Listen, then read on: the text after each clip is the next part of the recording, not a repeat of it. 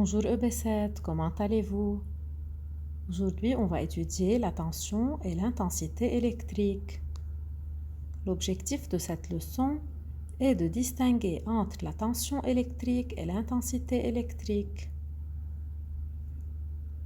L'intensité du courant et la tension électrique sont les deux grandeurs qui caractérisent les circuits électriques, c'est-à-dire dans chaque circuit électrique, il y a une tension et une intensité. Le courant électrique est dû ou est provoqué par une circulation des grains d'électricité qu'on appelle des électrons. C'est-à-dire, quand il y a des grains qui s'appellent des électrons qui circulent dans un circuit, c'est à ce moment-là qu'il y aurait un courant électrique, c'est-à-dire que l'électricité va passer. La tension, par définition, c'est la différence de niveau électrique entre les deux bornes d'un dipôle.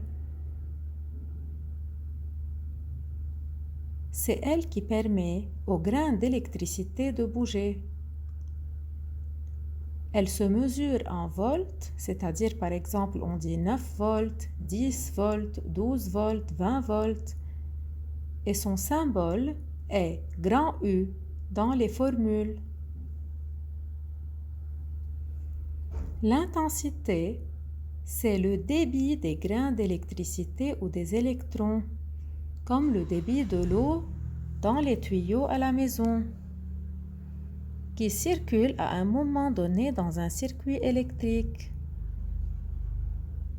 L'unité de mesure de l'intensité est l'ampère, grand A, et le symbole de l'intensité dans les formules s'écrit grand I. L'appareil qu'on utilise pour mesurer l'intensité s'appelle un ampère-mètre, comme ampère, et on va le voir en détail dans la leçon prochaine.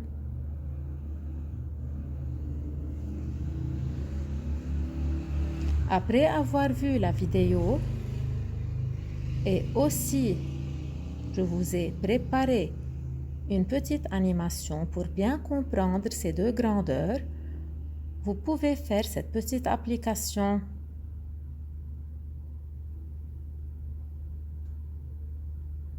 Bon travail!